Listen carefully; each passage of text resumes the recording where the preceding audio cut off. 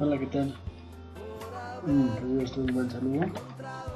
Y bien, pues yo le voy a presentar lo que es de nuevo el tema de resistencia a materiales con la deformación del material que es mi nombre es Juan Pablo Silvanilla, como la materia de resistencia a materiales de la Universidad Politécnica de Puebla. Y bien, sin más por el momento, empezamos definiendo el esfuerzo. Como bien ya lo habíamos visto en clase, el esfuerzo es la resistencia que ofrece un área unitaria A de un material que está hecho de un número para una carga aplicada externa hacia una fuerza F. Tenemos que esfuerzo es igual a fuerza sobre área. Esa es la fórmula general con la que sacamos generalmente el valor del esfuerzo. Sabemos que la fuerza la medimos en libras y el área usualmente en pulgadas, dando el resultado de esfuerzo es igual a libras sobre pulgada cuadrada. Y bien, pues de este lado podemos ver aquí en la parte inferior izquierda que está la fórmula, que es sigma igual a P sobre A, donde sigma es igual al esfuerzo y P es igual a la fuerza, y la A pues la área de la sección transversal a la cual se va a someter el área.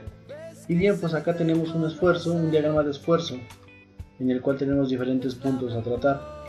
Por ejemplo, desde donde comienza el material al que se somete el esfuerzo, tenemos la primera zona, que es la región elástica.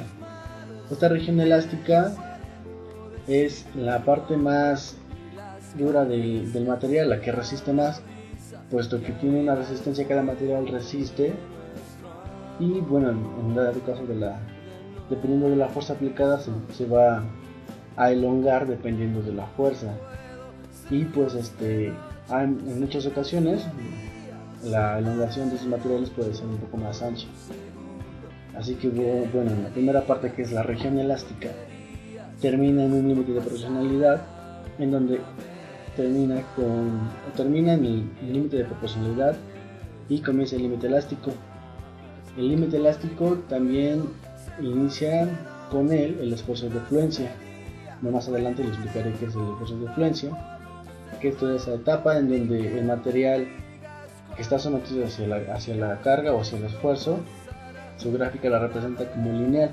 ¿Por qué? Porque es un límite en donde la fuerza se va a sostener durante un tiempo y no va a ser ni deformada, ni va a ser compresión, ni nada, solo va a quedar lineal. Y después de esta área sigue el área de endurecimiento por deformación. Aquí es donde la pieza va empezando a deformarse. Ya después de que se elongó, ya después de que tiene un límite de esfuerzo de fluencia, empieza a deformarse el material poco a poco.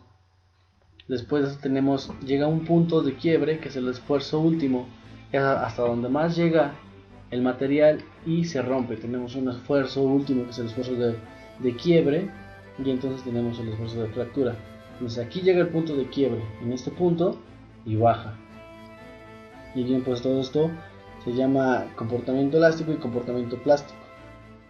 Esto a grandes rasgos o a pocos rasgos es lo que es el esfuerzo y su diagrama.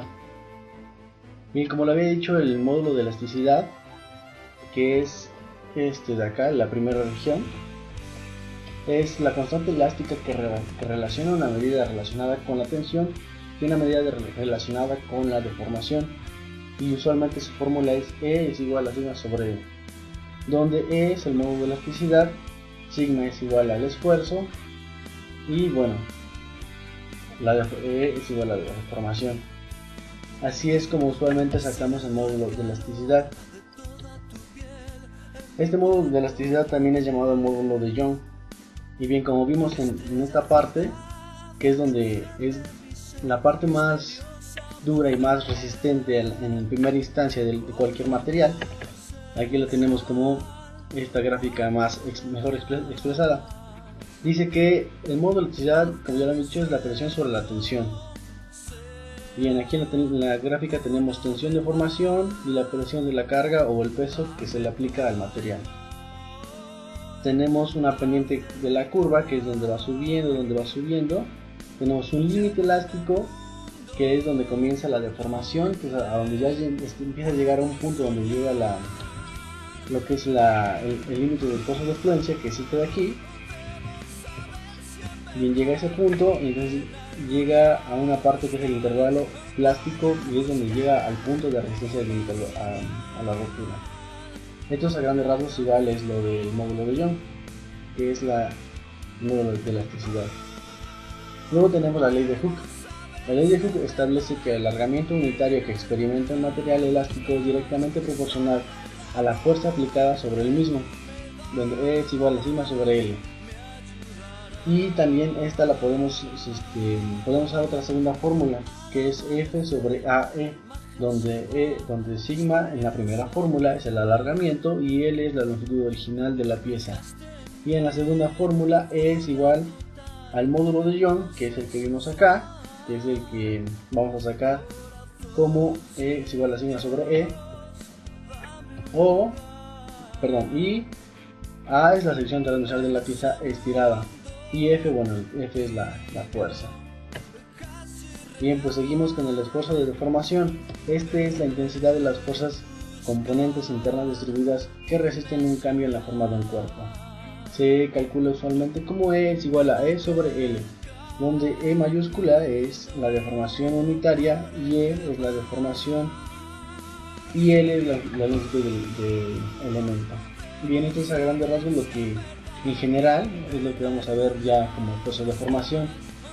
Esta es una gráfica como la que ya habían explicado a mis compañeros en clase, solo que retomar algunos puntos. Por ejemplo, esta gráfica es un poco más simple, puesto que no tiene a grandes rasgos más detalles como esta segunda. Y bien, acá abajo tenemos de nuevo la fórmula, que es E sobre L, donde aquí bueno ya la habíamos expresado. Y bueno, pues en la primera gráfica tenemos la zona elástica, que es el módulo de Young. Tenemos una zona de elástico plástica, que es donde empieza a deformarse la pieza. Tenemos la etapa de fortalecimiento, que es donde empieza a subir o a llegar a un punto de rompimiento de dicha pieza, y como consecuencia llegamos al punto de quiebre, que es este de acá. Y entonces la gráfica empieza a decaer. Mejor explicado acá, en la zona elástica es donde, como había dicho, sube porque la pieza está sometida hacia una fuerza, donde la resistencia es un poco más alta en primera instancia. Entonces sube y llega al límite de proporcionalidad y el límite de creencia, y por consiguiente también al límite elástico. Entonces aquí nos dice que tiene la meseta de influencia. Eso es lo que le había dicho, que es una gráfica lineal, podríamos decirle. ¿Por qué? Porque llega a un punto después de la zona elástica donde se mantiene estable y después empieza a sentir el punto de quiebre, se empieza a acercar al punto de quiebre, que es este de acá. Este de acá es el endurecimiento por deformación. Después de que llega el material y que pasa por la zona elástica y la zona de fluencia, después de que se empieza a deformar, se empieza a poner duro el material de tal forma que se empieza a deformar a modo de como ya estaba la pieza.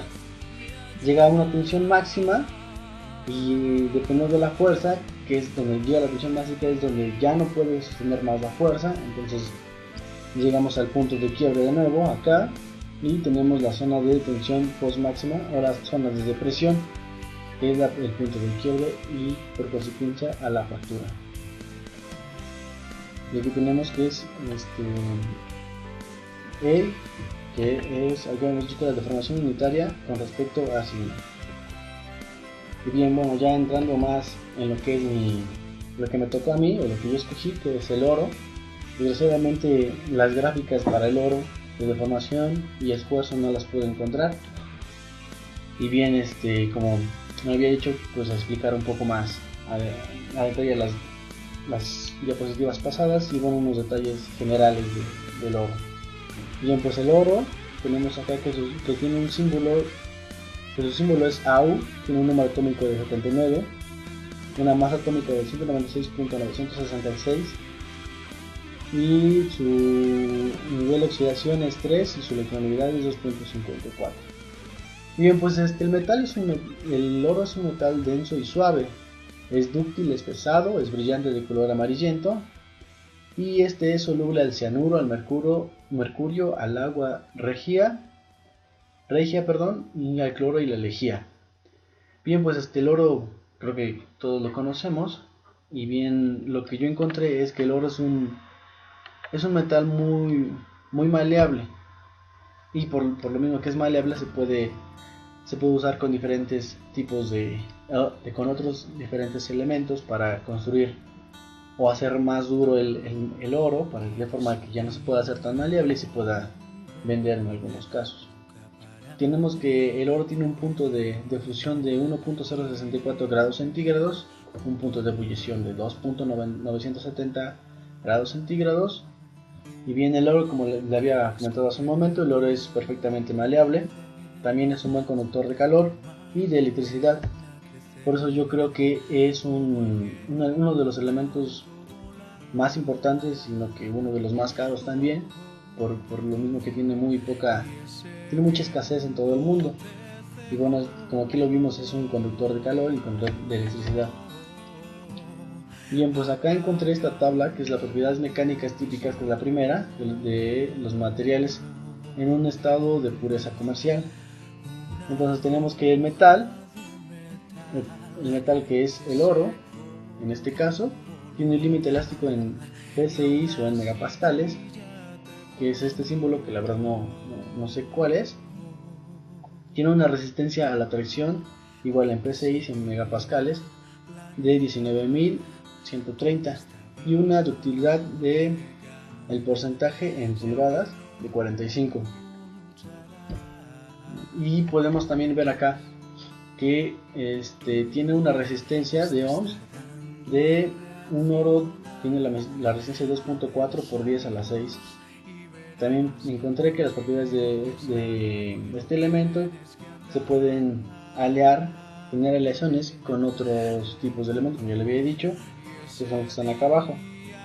Por ejemplo, tiene una aleación con aloe y tiene un modo de elasticidad, como habíamos visto al principio, de 61.42. Tiene una resistencia máxima a la tensión de 6.92, tiene una elongación de 4 y una reducción de área de 3.84. Y bien, pues acá creo que no hace falta pues leerlo, pues lo tenemos acá, y aquí es donde yo creo que en esta parte podría entrar la gráfica. ¿Por qué? Porque, por ejemplo, en el primer ejemplo, que es el oro con el aloe, tenemos un módulo de Young, que es el primer módulo, el módulo de elasticidad, que es donde llega a 61.42, llega a subir, llega a una resistencia máxima de tensión de 6.92, y es donde empieza a llegar, se empieza a elongar por la deformación, se empieza a elongar y llega a un punto de 4, donde empieza a reducir el área, que es el punto de quiebre, que se da en un 3.84%. Y bueno, pues algunas de sus propiedades que aquí tenemos de este lado, del lado izquierdo, tenemos que su nombre, bueno, es el oro, su símbolo es la U, masa atómica, el radio atómico 144, estructura del cristal CCC, densidad 19.3, puntos de fusión en 1064.4 y puntos de ebullición en 2807. Y bien, pues las últimas dos gráficas que tengo aquí me demuestran que a mayor temperatura la gráfica va a subir. Si tenemos el oro en un estado líquido y le metemos la temperatura en grados centígrados, va a hacer que el líquido se vaya haciendo más líquido, entonces la gráfica va a subir siempre. Bueno, y aquí tenemos la misma temperatura con respecto al oro, y bien, aquí tenemos diferentes valores en los que va a variar dependiendo de la temperatura y dependiendo del porcentaje de oro que tengamos sometido hacia este calor. Y bien, bueno, pues yo creo que eso es todo por ahora, y espero haber sido un poco bien explicado los temas. Yo creo que, bueno, nada más era más cosa más de reiterar, puesto que mis compañeros en clase pues ya habían pues dicho los temas. Así pues solo quise reafirmar pequeños puntos, más aparte lo que me tocó a mí, que es el oro. Y bueno, sin más por el momento, muchas gracias.